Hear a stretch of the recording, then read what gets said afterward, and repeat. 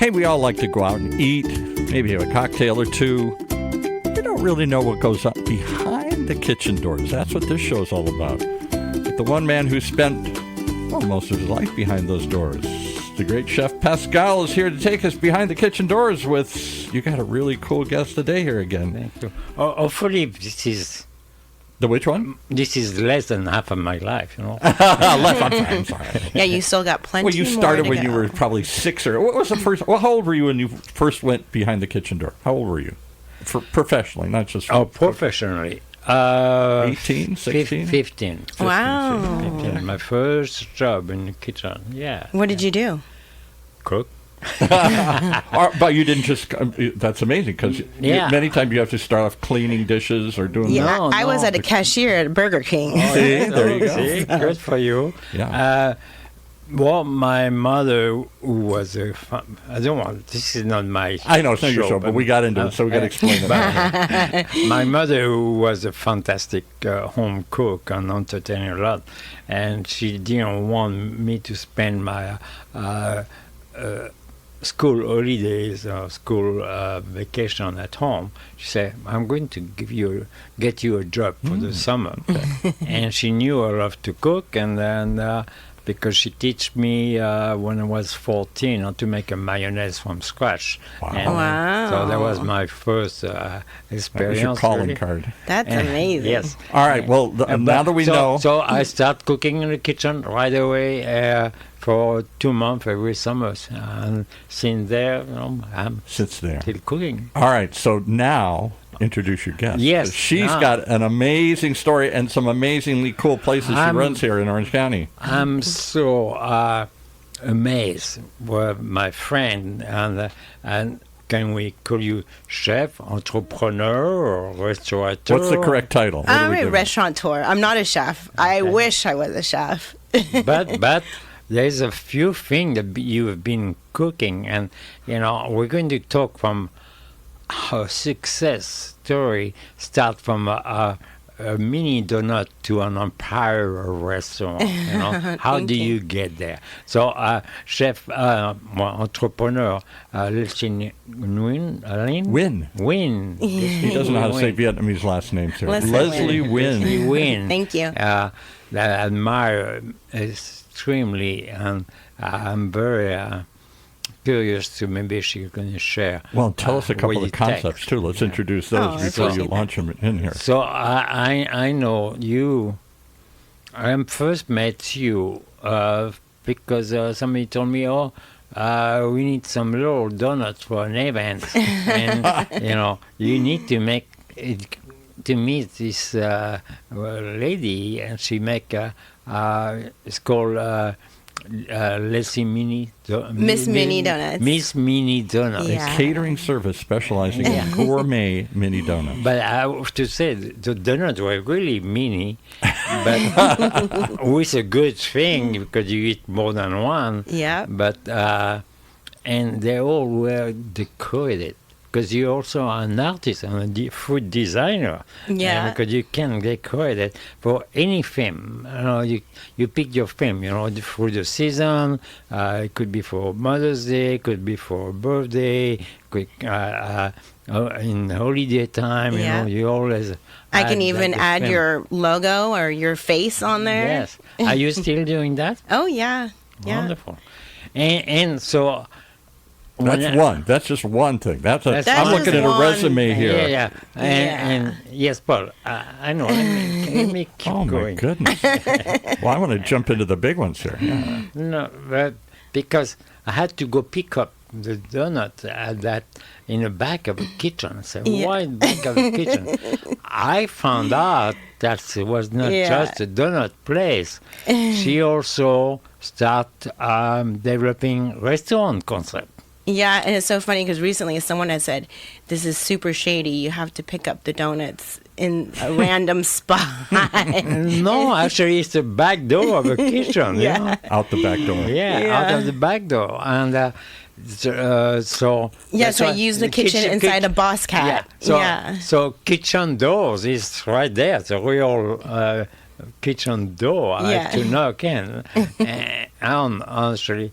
And then you developed this Bosscat concept of restaurant, Yes. and you also have developed bar concept.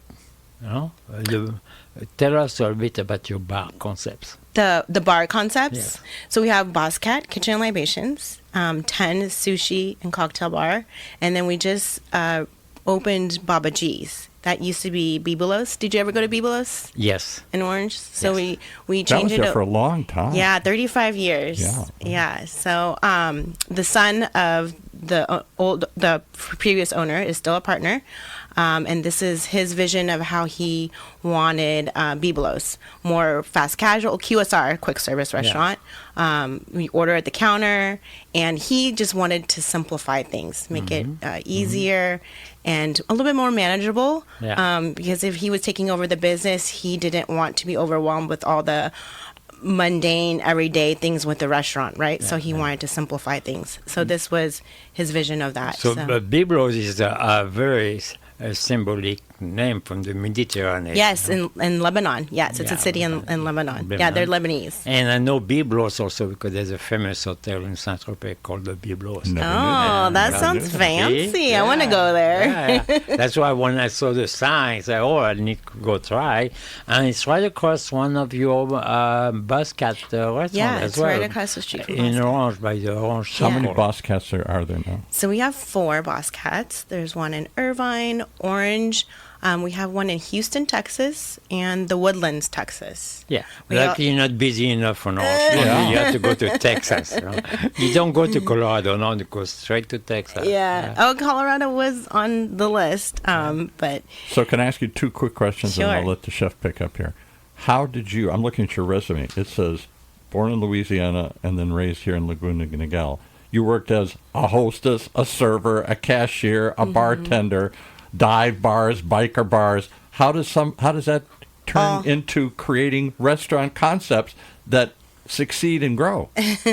all the things.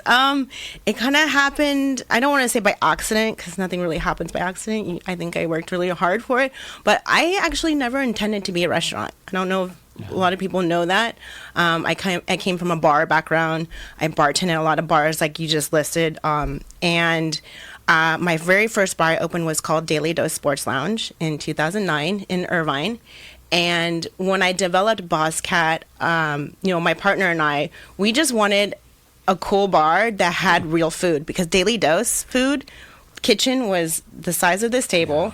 I had a convection oven, a little panini press. Like, it was not real food. We're cooking flatbreads and salads and try to get ahi poke, But anything. you had to serve food so people drink a little more. Right, They right. stay, But we right. were doing 10% food and 90% alcohol. Right.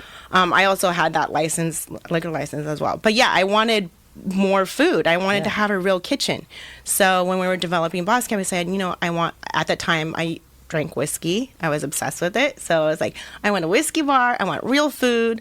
And that's how Bosscat kind of came about. And then people started coming for their food, and they were complaining. They're like, "It's loud in here. It's a bar." And I'm like, "Well, that's kind of what I intended to be." Sure. And so, But was it like late night dining? yeah. As well? Oh, yeah. We had served food till midnight, and had the bar open till 2. But people started coming for the food, and then next thing you know, we became a restaurant. The next door we opened, we said, okay, we're getting a lot of bad Yelp reviews. A lot of people want an actual dining area, so I said, okay, let's build a dining room. So when we built our Houston location, which is our largest location, we built a large private dining in the actual whiskey room, because people were also calling for the whiskey room in Newport. They'd be like, can we reserve the whiskey room? I'm like, Because you have a room with It's- like an incredible, I don't know why I haven't been there, an incredible selection of whiskey. I love whiskey. oh yeah, over 300 different whiskeys. Wow. But That's the a room, long, that called for a long night. Calls for more than one night. but the room was literally the size, like half the size of this room. Yeah. And I was like, you can't reserve the whiskey room. It's not something you really reserve. So that's when we built the second. So we were like, okay, we got to build a dining room. We got to build an area where people can reserve the whiskey room, because this is what people were wanting. And then next thing you know, we became a restaurant. So what is, if you gave give me the pitch, if nobody's ever been to Bosscat. I haven't been to Bosscat. What is Bosscat? I've been, Paul. So what is it? Tell us what it I will is. tell you my impression. Okay. And then, but they are good, positive. When you go to a whiskey bar, and it looks like now, when you go to a bar, and the bartender asks you what type of whiskey you like, and it's become like a wine bar. Yeah. Yes. Talking about whiskey. Yes. And I didn't know that until I experienced it. And people have their idea of what they like. They like it all on the woody side. They like it in more dry side and the sweet side. Smoky. So how do you train your staff and your bartender to have the response for that? If you have so much Knowledge. So You much gotta have to knowledge. learn. too. Yeah, we actually have an intense training program. I call it my University of Bosscat. And it goes, we spend a week just on spirits alone, on top of the food. Yeah. And then throughout that, there's testing. And if you study and you pass certain tests, you get a pay bump, or you get there's incentives that you get for knowing your stuff. I actually want to create a program. It's funny you said like it's like a wine bar, Yeah. because like how wine bars have that Psalms. I wanted to kind of create some of that same experience where like you had a whiskey master that came to your table, so knew what you were ordering and would do the pairing yeah. or do a tableside So a cocktail. sommelier. But for a whiskey, But yeah, yeah. do you have like a whiskey menu? So Yes, like a wine we call it a menu? Bible. Also with a breakdown of give a little bit of the characters. So you can separate the characters. It's broken down by region, by like Okay. areas, like Kentucky, Ireland, Scotland. Like it's broken down by that, and it does have notes to them next to it. So we call it the Whiskey Bible. So how do you call per se for wine we have a sommelier, but a whiskey master? I was thinking Whiskey Master I or think so, yeah. Sounds- something. yeah. Something fun like that, and What have a- like a master certification. What a job, Oh yeah, and I have a couple of people on our team that I'm already priming up for it, and like okay, Are there? I thought I knew somebody that went through some sort of like whiskey sommelier program. I don't know what they called it, but we had to get tested. Like a sommelier has to be able to identify the Well, stuff, blind and taste it. Probably and- not in our area, but in a region where they actually Yeah. make whiskey, I'm Scotland, sure. Ireland, Yeah. Japan. Yeah, or they're- Japan. no, they have to go to some distillery and do tasting because whiskey is like wine. Oh, yeah. It's good today when it's aging, and then tomorrow it changes. Exactly. Once it's in a bottle, it's fine.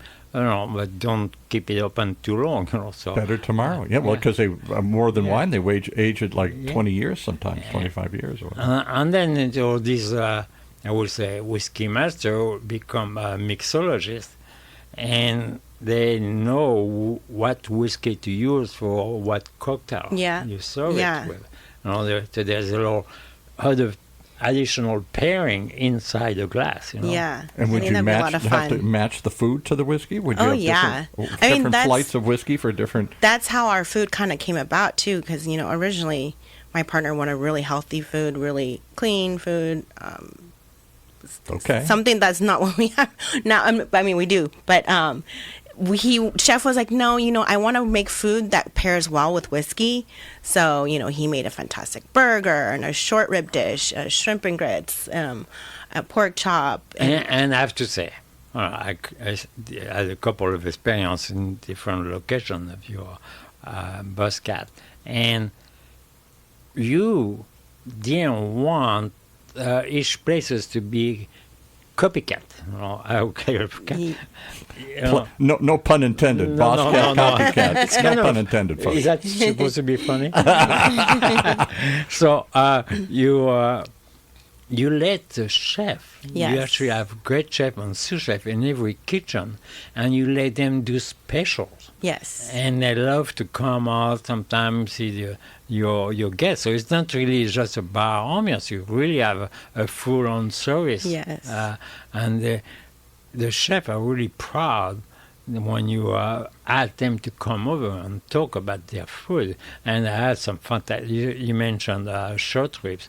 Fantastic short She ribs. lets thank them out of the you. kitchen? She lets them come and talk to Yes. the public here? You know, we Sure. actually have windows in the kitchen on purpose because we wanted the chefs to actually see the people's reaction when they ate, because that's the beauty part of why we do what we do, right? You want to see the reaction and them And enjoying they look, the food. they look happy, so Yeah. I guess. But they that's love the their whole job. nature of the show. Behind the kitchen doors is a secret. We don't know what goes on back there. Yeah, well, a lot of things going on there. you know, but fortunately, the kitchen is a different space than the bar, and But I will say that your bars are about the same size as your kitchen. Oh yeah, It's amazing. You can sit 20, 30 people at the bar. yeah. And, It wraps around. Yes.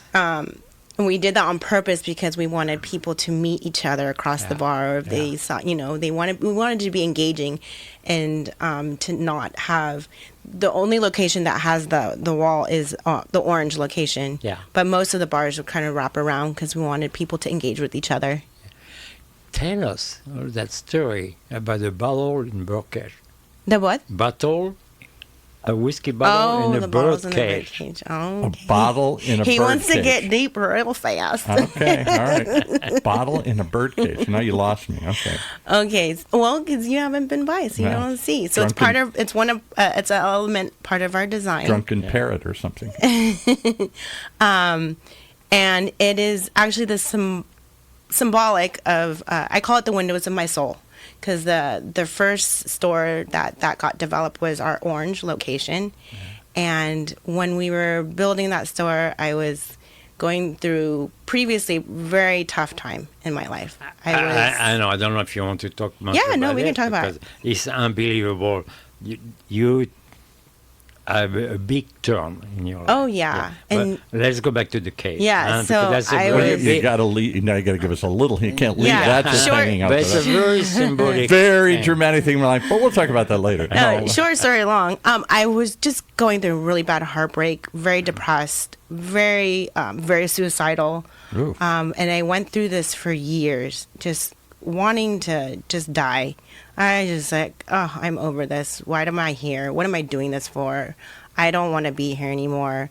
And I just was miserable. I would only leave my house to make donuts in the morning. There was a good 2 years of my life where I failed my team. I was only waking up to make donuts. I go back home, crawl into bed, cry myself to sleep, and I just wanted to die. But I knew I couldn't do that. Like, that's not an option, as much as I wanted to do that.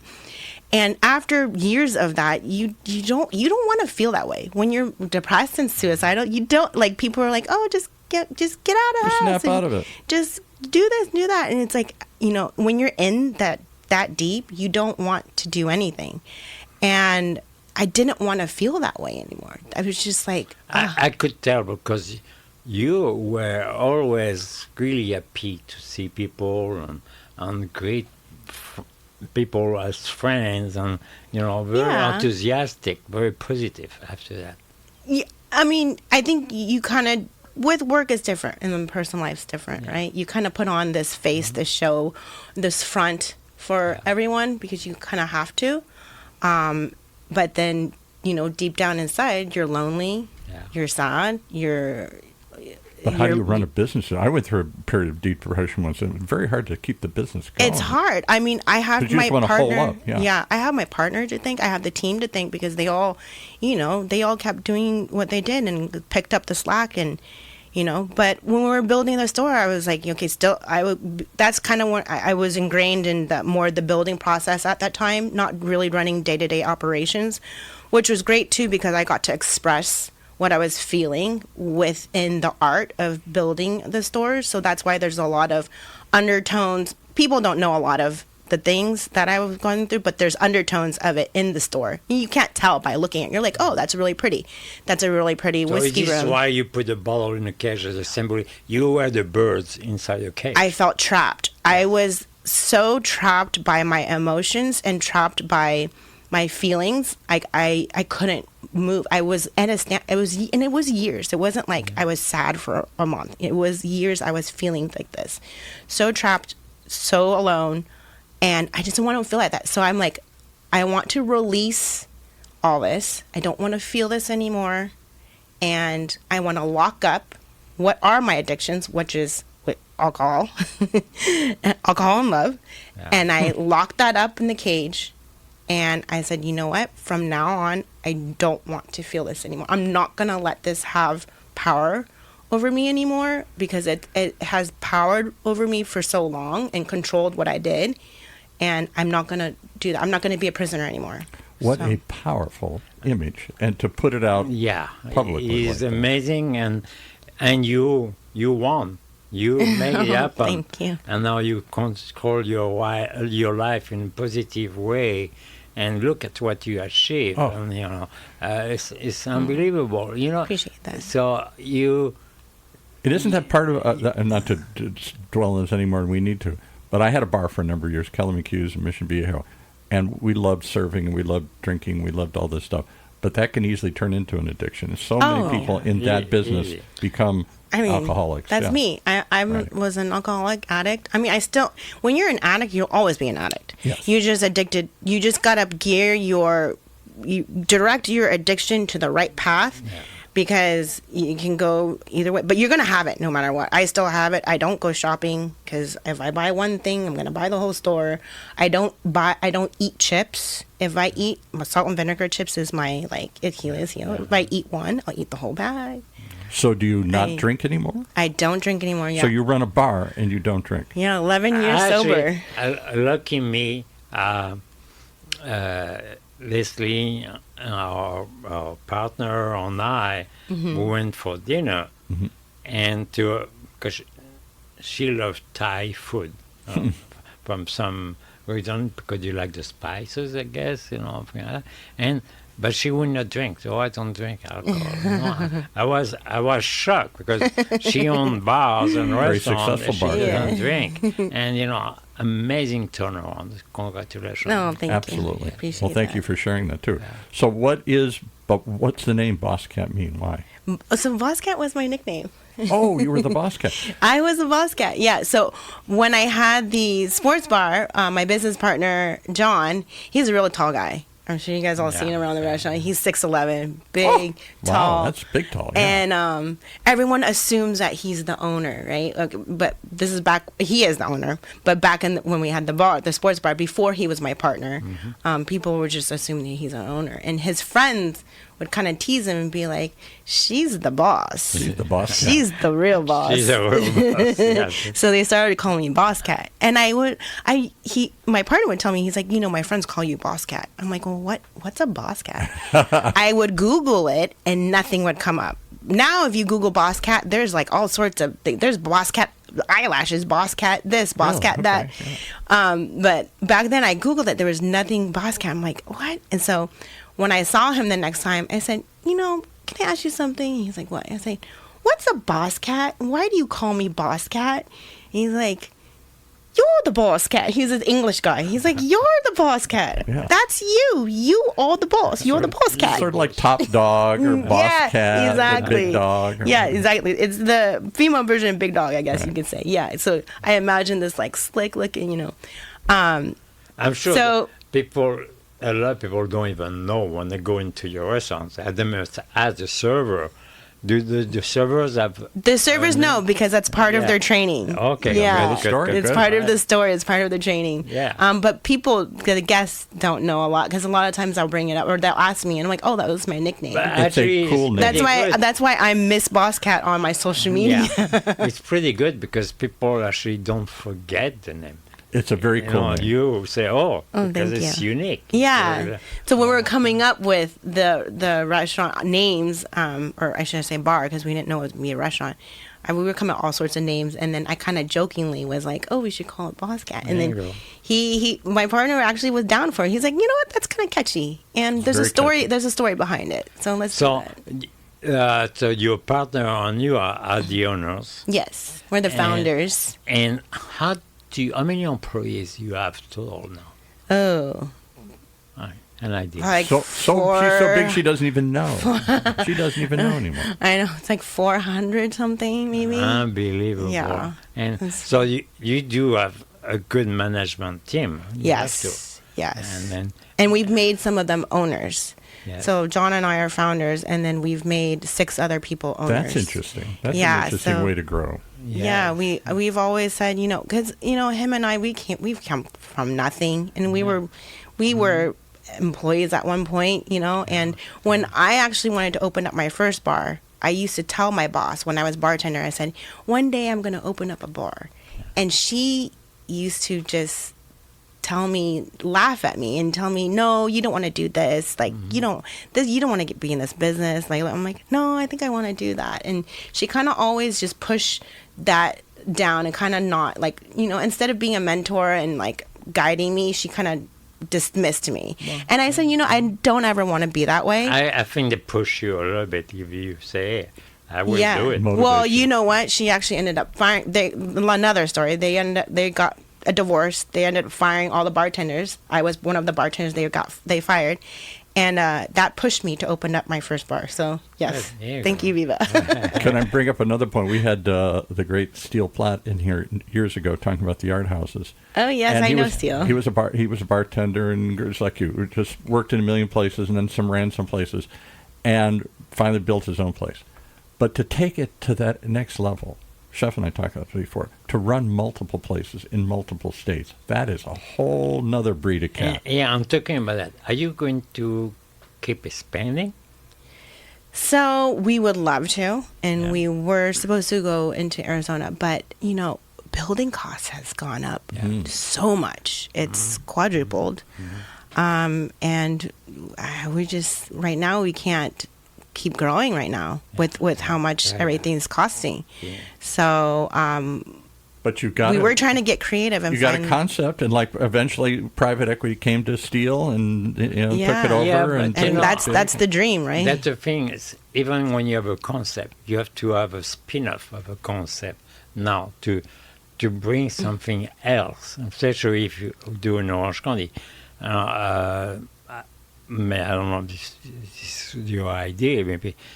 Maybe you can do a new Bosscat concept. That's what you plan a small to do. one or a cafe, a mini or something. Yeah. But you have to. The concept used to be you got a place and then you open 2 or 3, and now people are telling me I can't. It costs so many millions to open one place. It's insane. I can't make that back. My investors will only make money if I build 20 of them or 10 of them. Right. Yeah, and that's even a gamble. That's even if you find someone to buy you, right? Yeah. But I don't know. Yeah, it looks like your concept is very, you own it, your concept on your own, because you want to have the. That's why we call you Bosscat. You have to have a little bit of control. Yeah, we do. So, we're self-funded, so we own all of it. But if you have, it look like you have fantastic managers also. We do. Who want maybe to partner with you, and that will be probably. Yeah, and that's why we made 6 people owners, because a lot of them were with us day one. Even JC, what do you say, accounting, because he does more than accounting. But he was with me since before I even met my partner. Yeah. So, Do you do ownership to some of your chefs as well? Our chef is a partner as well, yes. Yes, I'm sure they really love that. And but for 2 reasons. They love to be having ownership, but also for you, they're not going to live tomorrow. Yes. I mean, so they are attached to your business. Yeah. It's really good. And it will run the same if you're not there. That was the problem with my bar. When I wasn't there, it didn't run the same.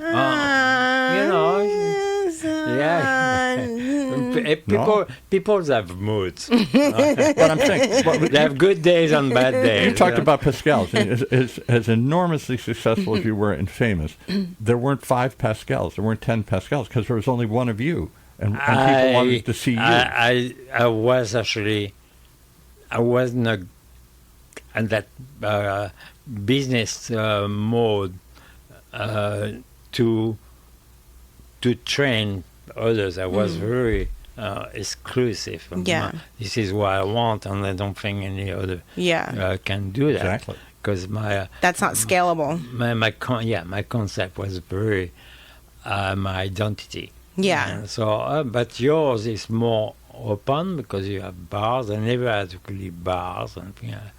And then so you're a great example of thank to develop a concept. And if he works once, works twice, works 4 times, Which leads to my next question. Now, you got a concept. It hit. It's turned into multiple units. All the challenges that is. Maybe it goes nationwide. Maybe it stays where it's at. Why go out on a limb and open yet another concept, this 10 Sushi and Cocktail Bar? So 10 Sushi and Cocktail Bar used to be 10 Asian Bistro. And it was next door to the original Bosscat in Newport Beach. I don't know if you're familiar with that property. on MacArthur. Huh? Yes, on MacArthur. Yeah, that property was a unique property. It had 3 businesses on one.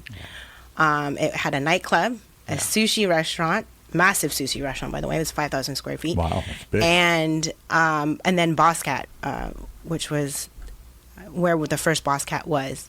How big was the first Bosscat? 3,000 square feet. And I have to say, I've been to when it was open to the nightclub. It was lying out of my door for the weekend. It was crazy. There's no back place in the like day. this anymore. No, I know, right? The first Bosscat was 3,000 square feet with the little side patio I built halfway through. Squeeze a little more in there. Squeeze a little. Patio doesn't count, right? Right. For the rent. Nobody knows. Right. Push out onto the sidewalk here. So originally, when we went into that location, our ex-partner, Vinny, he had bought the nightclub. He had told us before we had even opened up Bosscat, he said, we were going to originally go into a property in Irvine, and he called us and said, don't sign your lease. I just bought the nightclub. There's a space next door. You can put your concept there. And I was like, I don't know. That thing's been a million concepts. I don't know if I like that area. But let's just go look at it. I looked at it. I fell in love with the patio. I was like, oh, I love. Back then, I was like all about day drinking, patio, outdoor. And you start owning the block. The whole block was- And there aren't many bars where you can date, where you can go outside. Most of them are dark and inside. Why? Yeah. Why is there not more outdoor bars here in beautiful Orange County? Wow. More rooftops. That's my goal. Yes. Anyways, so Have 10 because just on a quick note of use, I went to Huntington Beach to Bolsa Chica State Park, and there are Heritage Brewing has yes, Heritage or Barbecue Yeah. rather, and Sea Salt, the other place. Yes. And they are basically just big open air bars on the beach. Yeah. I'd never seen that Alicia anywhere. is doing a great job over there. Okay. 10 was already there, so that was already running. And once we got into Bosscat and got Bosscat going, our partner Vinny was like, you know what? Can you guys? I don't run restaurants. Can you guys help me? So then we started helping him with 10, and then eventually he's like, I don't want to do this anymore because he has a day job. He's into the big boy job. He don't want to be fooling around with the nightclub anymore. He's like, I'm done with all this. How about you guys buy me out and you take over. So we ended up kind of gradually 10 kind of just naturally became part of us. We picked it up. Yeah. And when we moved to the new location at Lakeshore, I told my partner, I said, I have an idea of how I want 10 to look. Just let me. It's a beautiful design. Thank you. Oh, I said, let me do it. Yes. Let me get this idea out of my head because I'm an addict. So when you get an idea in your head, it go goes away. over and over yeah. like a record, haunting you until you do it, right? So I'm like, I need to get this out of my head. Paul, you always ask me, say, where is the fine dining? Yes, in Orange County? absolutely. If you go to that place in Irvine, the new place, it is really a combination of California flair and fine dining. And fine dining, yeah. With a great bar. And this is the modern way of fine dining. I think so. I think it's typical of California. Because you even said when you did Pascal's, it's the kitchen. They're coming for you, and you're cooking, and you go out, and all the famous chefs you talked about, Michel Richard, and all these others. I come to meet the chef to taste their food. He comes out and talks to the audience. It wasn't about drinking. The bar was kind of an ancillary thing. But now it's a step above, and so you go out, and it's like an event. It's an event, right? And you have good music, good drinks. Thank you. Appreciate that. Yeah, have you ever heard that quote? Get a girl that can do both. Okay. Get you We one won't that go can too do, deep into that Get quote, you but- one that can do both. This is it. You can either come casual or you can come dressed up on a date night. Like you can do both. And everybody feel comfortable. And that was the main the main point of everything. We wanted everyone to feel comfortable. And it is also in a business area, so you have outside business travelers that come and dine, mix with the locals. It's really a mix. That was the problem with my bar. It was there for 10 years, but Kelly McHugh's, but it was just a bar, and it had no day business because it was in a suburban area. Yeah. So there was no those are business. hard. We had a couple concepts like that in Texas, and we had to sell it because it was hard during the weekday. It's a ghost town. Ghost but town. on the Total. weekends, fine. Yeah. But you can't. As restaurant's not sustainable on 3 days a week business. No. I know. Can I ask you about the nightclub? Or you don't own the nightclub? No, we're actually fully out of that property. That property is actually fenced off. It's going to be turned into condos. Yeah, it's been turned. We turned moved. down, We are where. Do you know where the Il Fornaio is? Sort of, yeah, I think so. Yeah. Yeah, it's like iconic restaurant. It's Yeah, been there for right, exactly. eons. It's right across. We're right on Von Carmen and Quartz. Oh, yeah, We're the okay. Lifetime We have Fitness. a big gym fitness. Yes, I Yeah, know exactly Lifetime where it is. Fitness, Il Fornaio. Yeah, It's been there for like 30 years. If you look 40 on years, in 40 front of El years. Is that south Fornaio, of the airport? if you look, Yes. if you go to El Fornaio, you look ahead. You have to turn your head. Yeah. Why have I not gone there? This is the perfect place for me. I got to You go. should go. I have no why I'm And the parking is right next door, easy Yeah. access. So I got to ask you about whiskey because you're one of these. There's a new trend. When I had a bar, this was in the 90s. Everybody was just trying to get microbrewed beers. That was the new trend. The Yard House started then. We started then. It was trying to get people to drink other than Bud and Coors, which is what 50% of bars sold in those days. And then things like whiskeys, maybe tequila was starting to happen, vodka a little bit, but whiskey was just a forgotten category. Gin and whiskey, we couldn't give that stuff away. And all of a sudden in the last 5-10 years. There was a time became more like martinis. Everybody wanted to have They wanted martini. Yes. Happy hour, and they you know. wanted- Yeah. everyone wanted a vodka-based drink, and every guy wanted maybe now- bourbon, but Now the culture on whiskey, I go back to the wine absolutely. culture. Whiskey, bourbon is really a new thing. People have knowledge of it. And around the world, one of the biggest yeah. whiskey consumers in the world is Japan. I read recently it's India. India, too. I think I read that same thing, too. Yeah. India, Japan, places you wouldn't picture at all having I whiskey know, cultures here. All right, Yeah. so why whiskey? So this is the story behind whiskey because I was that girl that only drank vodka drinks. Yeah. I was. Because you can mix it with everything. And Yeah, and I was. wasn't drinking for taste. Let's just say I was Exactly, drinking right. for It's effect. also tasty cold. I was drinking for effect. Clear drink. Exactly. Yeah. Right. And vodka will give you that effect. You can put it in anything. Yeah, and, right. you can't taste it, right? But I got invited by one of the vendors, alcohol vendors from Bullet. He's like, "Oh, come to this Bullet event." A big bourbon out of Kentucky. Yes, and I was like, "Okay, cool." So I go. I always go to all the free events because I'm like, free booze, I'm there. So I go to the event and I go to the bar and I say, "Oh, can I get a vodka Red Bull?" Vodka Red Bull. No, That's going to give you a I punch. know. That's a long. I remember. Yeah. Wow. This is how long ago. That's this was. Caffeine But and that's booze. why you have long nights. Right. So I'm like, "Oh, can I get a vodka Red Bull?" And then he looks at me, Adam Forrest. He looks at me. He's like, "No, you're not drinking vodka Red Bull at my whiskey Bullet event. Yeah. You are drinking this." And he hands me this menu, and there's like 5 Bullet cocktails. I said, "Oh, fine. I hate whiskey. It's disgusting. Yeah. But I'll do it." So I started at the top, and it was like this apple bolete. I drank it. I was like, "Ooh, this is good." And then drank the next one, and then the next one, and then the next one, and then at the end, I was like, "I love whiskey. Yeah. This is the best." And I Because whiskey kind of has a complex flavor to it. No, vodka, Yeah, I don't think yes. does. Yeah. Once And- again, I go back to wine. You Very know, much. you when during the fermentation, you can flavor, and you can give the woody taste or the smoky taste from. Yeah, Well, it Yeah. depends but if these you- cocktails, they yeah. all had different flavors. They were just delicious, and not Yeah. by the end, of course, after 5 cocktails, you're like, I love everything, right? But after that event, I kind of started, as an addict, started diving into what whiskey really was, and then I started finding all these different stories, and then bottles, and then all these different brands, and American I whiskey, started. Scotch whiskey, Irish whiskey, all these Yeah, I started differences, Canadian. discovering a whole world, and I was like, "Oh my God, there's way more to the world than just vodka."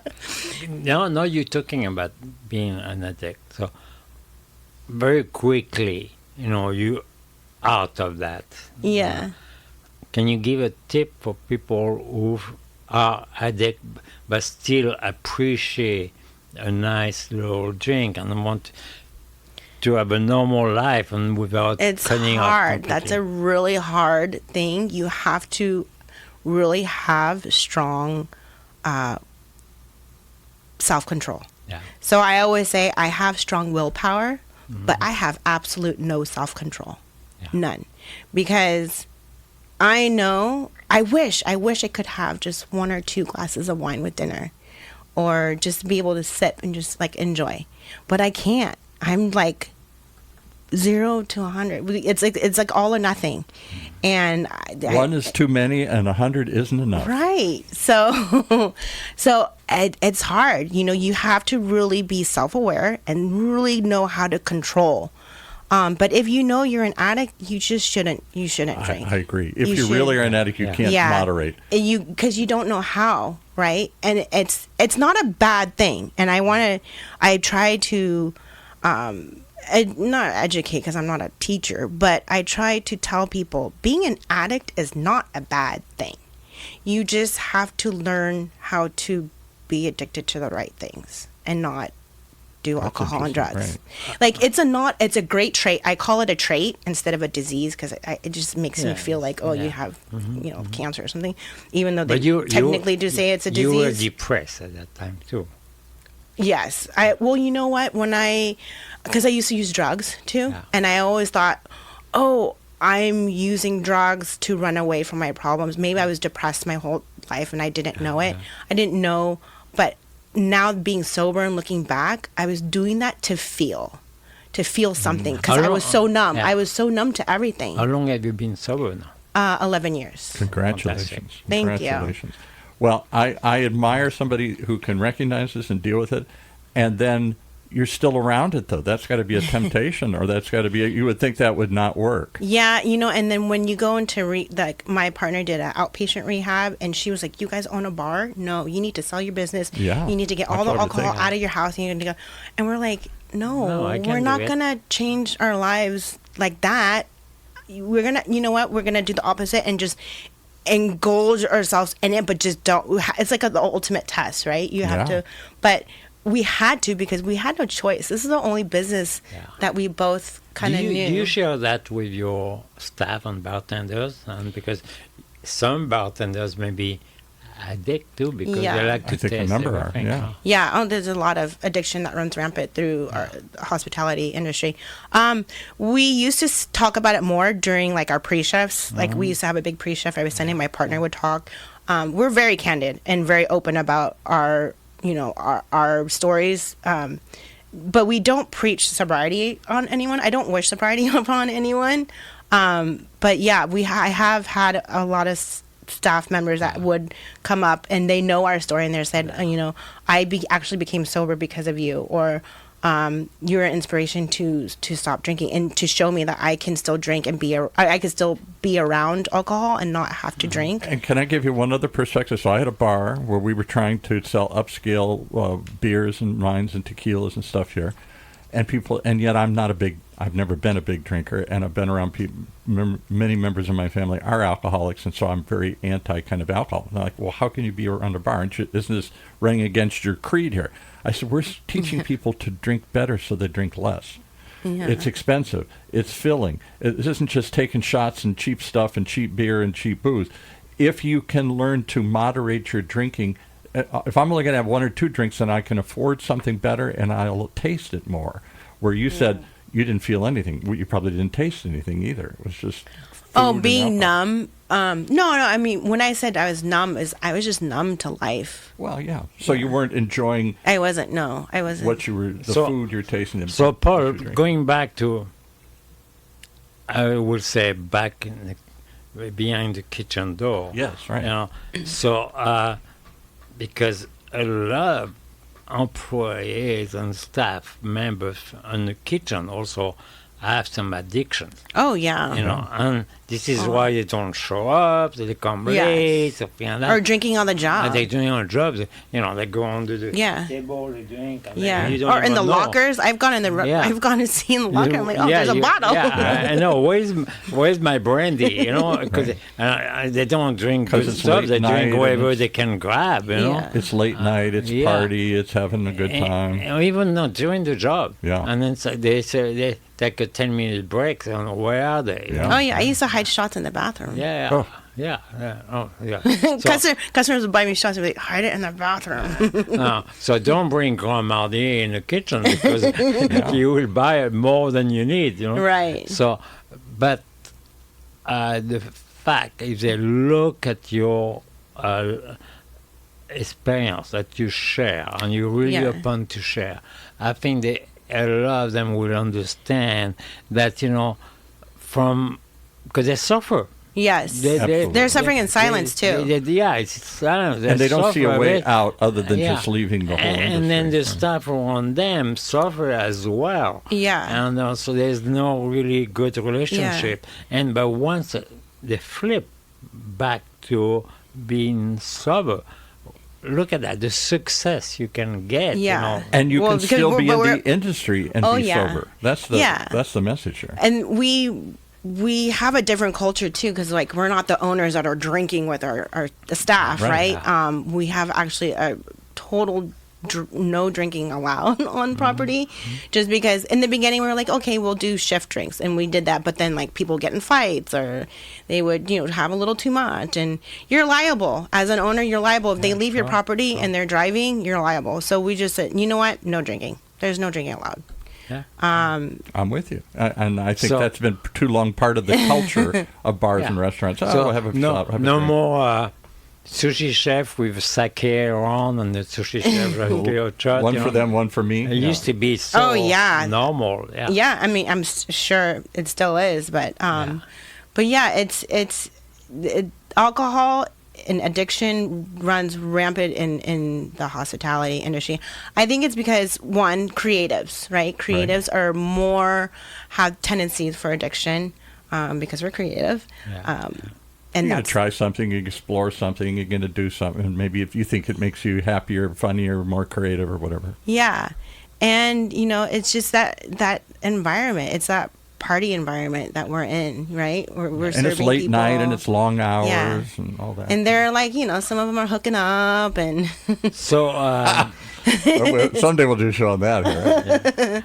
At least there's a few things I want to approach. This week you're going to be part of the test of Irvine. Can you tell us more? Oh, yeah, right. We're not only going to be part. We are hosting it. So hosting. Yeah. So you're talking about how restaurants, expanding different avenues and different things. Right. This is one of the avenues that I've been exploring is our production side of things. We also do a lot of music festivals, like bartending at, staffing all the bars for that, and then we're doing this big Taste of Irvine event tomorrow. Hopefully to see you. Where, when, Where? how? Yeah. It's at the park at Lakeshore, so it's right in front of Bosscat, so you can be able to see Bosscat if you Okay. come. And there'll be 500 people there, and a bunch of restaurants from Irvine, and This is on a lots of Thursday? spirits. You said yeah, tomorrow? Tomorrow from 5 to 8. So for those listening later, we're doing this Thursday, in August. yeah, This is August. August the 14th. Paul, should we go there? I'd like to. You should. I'd like to. August the 4th. What are the hours? How do they get 5 tickets? to 8. And what, There's tickets are available on Eventbrite. There's a link in my bio. You can go on Instagram. and at what do I Taste see of if I go there? Irvine. Multiple restaurants, multiple bars? What? Yeah, lots of restaurants. We have Bosscat 10, Il Fornaio will be there, Urban Ranch, or Yeah. Chef Jonah will be Yeah, there, yeah. Goldfinch, Warehouse 72, Postino, Puesto. Oh, It's a pretty cool lineup Yeah. of stuff here, yeah. Yeah, On El Fornaio, of course. yes, of course. Yeah, Il Fornaio will be there. Pandora will be there Yeah, as yeah. well. Lifetime Fitness. Lots of booze too. We have Happy Dad. We also have Bullet will What's be this there. Happy Forge Dads? Gin. Happy Dads is everywhere now. Where did Happy I Dads? We got to get them on the show. They're, We can totally get him on the show. We can get Allie Taylor here. Everywhere I go, I see Happy Dads seltzers. Yes. Everywhere. They are blowing up. Have you seen that Happy Mom too? I thought that was cute. No. We need a Happy Sober Mom. yeah. Yeah, they're a seltzer. And yeah, they're... That's a whole nother category. Where did seltzers come from and why are they so hot? My wife loves seltzers. Because I think they're light and refreshing Mm-hmm. and easy to drink, and you can drink a lot of it and not get too A little wasted. lower in alcohol, whether we're 4 or Yeah. 5% or something. Are they seltzer with alcohol? Yeah, Yeah, oh, yeah. they're all- Really? Yeah. Alcoholic seltzers are the hot category. Yeah, Uh, it beat when White Claw came out. It beat, I think, beer out of the water. Like It would is just went, a it huge just went category. crazy. You go to every bar and restaurant now, they have a separate category, Really? beer, wine, booze, and Seltzers. If you go to microbreweries, they're now offering seltzers. Yeah, and they make their own. Yeah, Make their own, yeah. So it's totally different than mock cocktail. Mock cocktail is gone now. No, Mocktails? I think there's some, I Oh think there's still no, around. No, they're big. mocktails is a huge. There's bars now that's just mocktails. Exactly. Non-alcoholic Non-alcohol, cocktails. yeah, bars. We actually, Chris, when we redid our menu, he specifically made a mocktail menu, and and they're priced like the same as a cocktail, Yeah, it's but they're just no booze also in it. made. They're also handcrafted very well. Complex flavors. Right. Yeah. So it's not just like having a lemonade, right? But yeah, mocktails is a huge thing. I think mocktails are here to so stay. mocktails could be a good alternative if you want to Yes. go away from From- alcoholic yeah. cocktail. Yeah. Yeah. I do every once in a while, but I don't like because of calories. I rather Oh, eat my yeah, calories. But there is a sizable portion. I saw it at my bar 10 years ago, or started. People who want to come out who aren't going to drink. And you don't want that to be the reason they don't come to your bar or restaurant. So there are a growing number of people. In fact, I just read a study today, this morning, that said alcohol use, alcohol consumption is at its 30-year low. Yes. Yes. Particularly younger people who are usually the bigger drinkers, and then you slow down as you get older and get jobs and families and whatever. They're drinking less and less. So all of these alternatives, lower alcohol consumption seltzers, non-alcoholic mocktails, are critical if you want. You don't want a no vote. 10 people are saying, let's go out to there. Oh, no, all they got is that. I'm not going. Yeah. You got to have something for the crowd that's not going to drink. So, Yeah. my friend Leslie, what are you going to serve at the Taste of Irvine? Ah, yeah. What are we going to taste? So 10 Sushi's doing a Wagyu hand roll, which chef cuts fresh from like this tomahawk. It's really delicious. And then Bosscat's going to be doing a pulled short rib tostada with barbecue. Okay. And then mini donuts will be there. Yeah, Okay. we'll have Yeah, assorted that's mini one of the donuts. thing, yeah. And there's a Yeah. whole nother episode. When did Wagyu? I never even heard of Wagyu until a couple years ago. This certain type of Japanese beef Yes. or something. Yeah. Yeah. Well, Japanese, but they start to raise Wagyu beef in the US. Yes, but And that is with more affordable, and it Yeah. took a couple of generations of beef to have really the real close Wagyu to Japan. My 11-year-old grandson loves burgers, loves But- steak, loves But tacos. He still- only wants Wagyu. Oh, he's Well, still- fancy. Only Still, American Wagyu. Wagyu is fine, but the Japanese Wagyu Yeah, is the A5, you But can't beat also, that. you have to pay the price. Yeah. Extreme Right. grade, you know. Yeah, and you gotta be careful because some restaurants kind of pass off Wagyu and then it's not Wagyu. Yeah. It's one of those things. It's got to have that name on it for him to eat it. It's got to say Wagyu Burgers or something. All right, how do they reach you? We're out of time. Yes. Social media, I'm on Instagram, LinkedIn, Miss Bosscat, Miss Facebook. Bosscat. Okay, Yeah. that's how they look you up. And the places and the restaurants, give them us again here. Bosscat We have- Kitchen and Libations and 10 Sushi and Cocktail Bar. They're where? We have Irvine, Orange, Houston, Dallas. Soon to be across the country. Yes. So if you go on the website, there's a Bosscat location. Yes. There's all page on Yeah. there. And the Miss Mini Donuts are still Miss happening, Mini but they're Donuts. out of the back door here. Yes, in Irvine. So people And order you- online. You go They're- to farmers market as well. Yes, I used to. I haven't lately because I've been busy with the baby. But How old's I the was baby? at the 6 months. There you go. Boy or girl? Boy. Okay. Yeah. And is he going to be the boss cat? Not He's yet. the boss. He's the boss of me. But yeah, people can order the donuts online on our website, missminidonuts.com, and then we can deliver to them or pick up at Bosscat. And, you know, I'm sure you will love it for our audience, listeners to say, oh, we heard about you on the podcast. Yes, and, you know, I do. I please, love yeah, that. I please. do love that. It's, Please. you know, we'd make it special and You looking for a discount? Is that what you want here? No, I Discount want code? it. I'm looking Coupon? for a nice little donut, you know. I love donuts. And, What a cool combination of businesses from an unlikely place. and I thank thank you you. for being so honest and open about your life and your background and your Yes. still love and passion for the business. Thank you. And how you're just making it happen. You are the modern Yeah. restaurateur. You know what? Trying to survive. You were managing to be your own boss and you boss on your own life. Yes. Yeah, right. That's why, Yeah. you know, There you go. take your life in control and Yeah. be successful. Yeah. Thank you very Oh, much. thank you, Chef.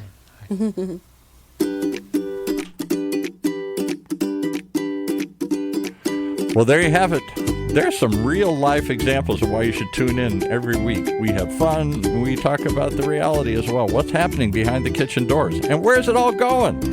Maybe it's a whole bunch of crazy concepts from Bosscat kitchens to sushi and donuts. Figure that all out.